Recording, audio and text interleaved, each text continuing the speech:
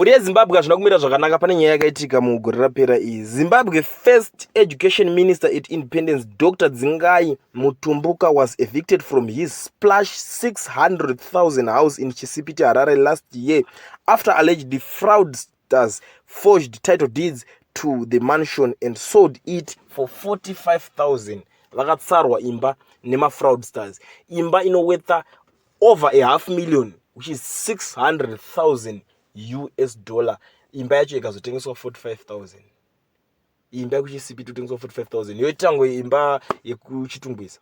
Ndo situation yakaitika. Handisi kuziva zvangu kuti Zimbabwe ichi chine chinyatsoitika cause vanhu ava vari vakatoenda kubank akasvika vakatoenda kucourt, vakasvika court ndo vaangosvika chingondorohwa futi kucourt ikoko.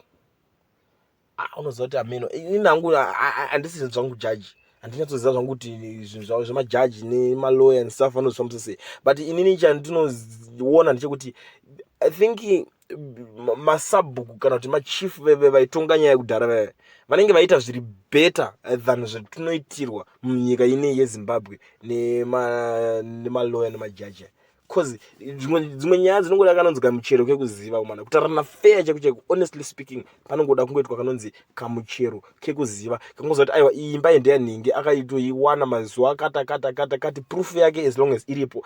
Pata kuti mbomira kuti aiwa ini ndagadzira matitle deeds chero akamecha, but kana chinga afojwa zvimwe zvacho zvinenge zviri pachina. Hapana pekuti murume mukuru anganyepa. Imba yobva yaningirikina yobva yazotengeswa because inini ndiri ningirikini jaji ka ndofanira kana follow up kuti iwe saka wazotengesa imba ye45,000 how 45,000 imba ye600 something. Ndopanokuona kuti munhu anga asiri chinjeke. Zvangofana kuti wangobirwa phone yako mutown, phone yekuti unonga waitenga kana $200 yosvika ichitengeswa ne$15 kana $10 nanatsotsi, because they don't even know the value, they don't even care kuti wewe wakaitenga mari. Havana basa nevalue, vanenge vachingota mari yekungodya ipapo. Ndo zvimwe zvinhu zviri kuitika, ndo chimwe chinhu chinotyisa vanhu futi kuti vakwanise kuramba vachiinvesta munyika yavo yechiberekerwa. Because unongowa kuti wamana saka zvinhu zvangu zviri safe here. Unoona ngo wainvesta wavaka imba yako, vana vako vakasara varowa maskill for you.